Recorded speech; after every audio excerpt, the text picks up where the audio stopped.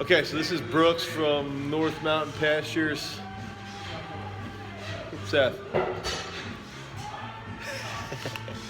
And we're in the gym right now doing an awkward interview with Brooks about confinement chickens versus pasture-raised chickens. So I just want Brooks to give us a quick overview of what a confinement type system would be for anybody who has no idea.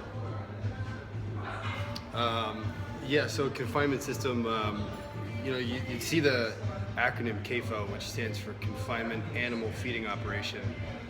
So CAFO is like anywhere where they have a whole bunch of animals all together that they're feeding, usually feeding grain to. And so it actually started with chickens. That's kind of the important thing to note too. Is that Why do you think they started with chickens? Because Tyson created the model basically. Okay.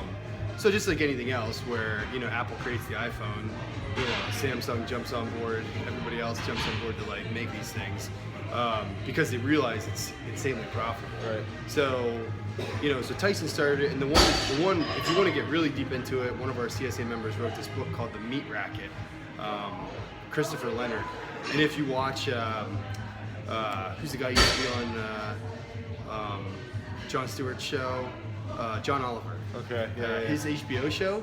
There's actually footage of Christopher Leonard testifying before Congress. Okay. Because he's like the guy who knows everything about this stuff. And he's a member of your CSA. Yeah. That's awesome. So they won't eat any meat except stuff that we sell. Right. Because he knows everything. So you would say that's a political stance or a social stance? For him, I think it's political and social because he wants to support family farmers. So one, he understands that Tyson and the whole confinement chicken industry in general, has concentrated resources so much that it's not a family business at all. No matter how much they say it or try and make you think it, there's nothing remotely close to a family business. In fact, he talks about this town in Arkansas where Tyson's based and how it's like a ghost town except for trucks coming in and out. Right. They're just hauling chicken, hauling feed, that sort of stuff. So anyway, so that book, if you want to get really into it, he talks about how Tyson creates this system that everybody else jumps on and follows after. And so basically it's up until the 50s there was everything was outside, run around on pasture. Even McDonald's hamburger was actually a hamburger. Right. So if you went to McDonald's, you probably got French fries that were fried there and burgers that were a made semi-decent. Yeah, probably a pretty good meal. Milkshakes were made out of milk, And they might have even used coconut oil back then, actually. So. Yeah, probably to fry them. It was probably the cheapest thing. Or for even preserving. Yeah. So anyway, I forget, exactly when it was, but generally it's the 60s when everything starts to really ramp up. And the idea is just one, you're using less land, so you can put all these animals in a tighter space. You don't have them outside; they're not on pasture.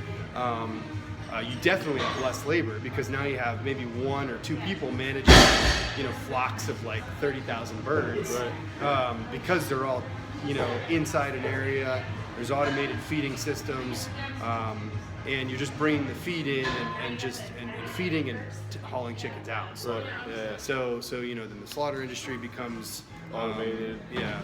Well, not really that automated, but really consolidated. Okay. And so, and that's the other big thing that Tyson did was they vertically integrated. So they own literally everything. So that's the big difference too. Is that if you become a Tyson farmer, you're signing contracts. Dude, you don't ever own. You gotta send anything. your chickens to their type butcher. They're not your chickens. Yeah, right. That's true. They make you buy the house. You put up the houses, and you're basically just labor and the infrastructure. Right. But if your infrastructure isn't up to snuff, then they make you improve your infrastructure. So compare that to pre-1960s or pre-Tyson contract models. You have a farmer working for themselves, producing a product that they either wholesale on the open market or they retail directly. And they're to somebody buying else. grain from their another neighbor farmer down the road or whatever. Right. Yeah. Yeah. So you know, in this model, like Tyson controls absolutely everything. You know, and that's the way they started getting away with like pumping antibiotics into these animals, which they started doing because the animals in confinement were getting so sick because they don't have vitamin D from the sunlight, they don't have insects, they don't have soil. I mean, the chickens eat soil all the time because there's, you know, microbes in there that are essentially probiotics, they're nutrients, they're all this stuff. So you have to add all that crap into their feed then to try and boost their immune systems, but ultimately they can't handle it, so they pump them full of antibiotics.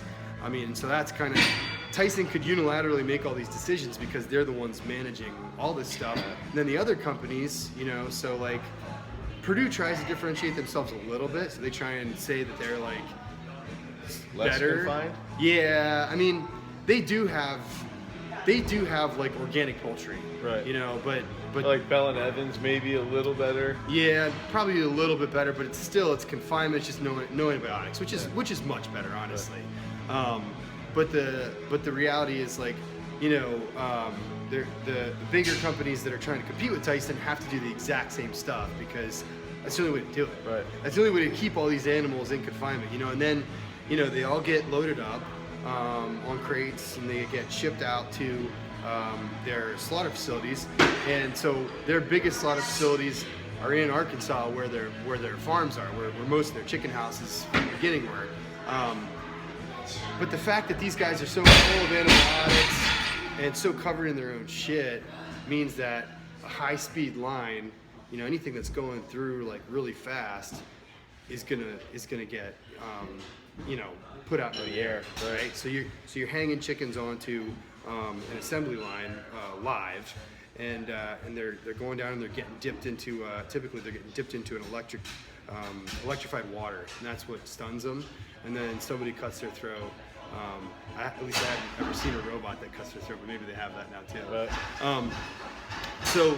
So then they're scalded and they're plucked, and so all that, you know, all that stuff is flying around in the air, and so that's why you have to throw these animals into a bleach dip, is because that shit is on them for sure when it's going through there. So it's funny you bring that up because I had a guy last night ask me, he said, why do you think, he specifically mentioned Tyson, why do you think my Tyson like chicken cutlets, that he said he found them in the back of his fridge and they expired back in August, and he said it looked and smelled the exact same way it would have if you would have opened it, you know, the first day.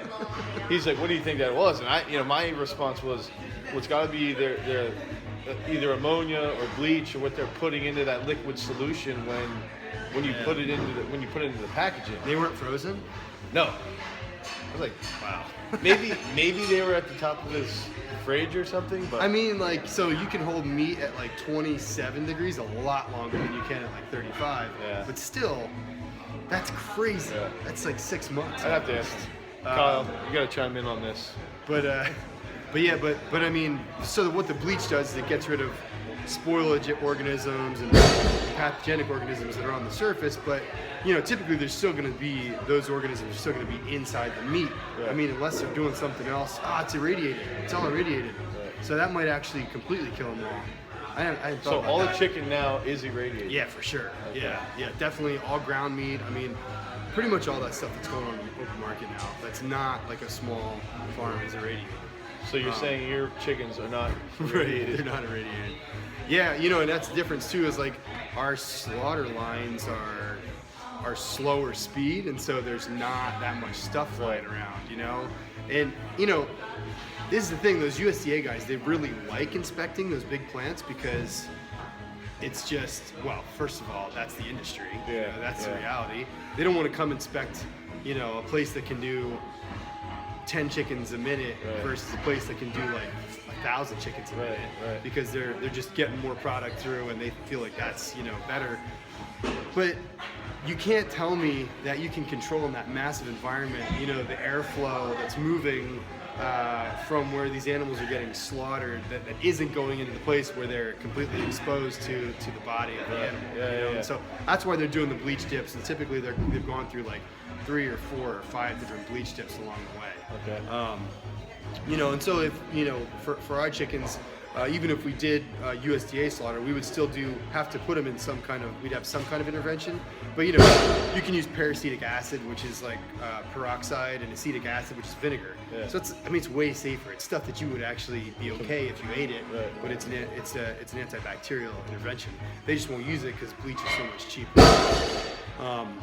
You know, so anyway, so that I think the biggest things that Tyson did is that whole, you know, created that like race to the bottom where everything's confined, everything's out of the sunlight, it's inside, which, you know, screws over all the workers. You know, there's no more farmers, which, like, you know, that's a great thing. There's no real farming at all. That's a great thing. We don't have to farm anymore, which Right. is totally bogus when half our country doesn't have jobs, you know. Right.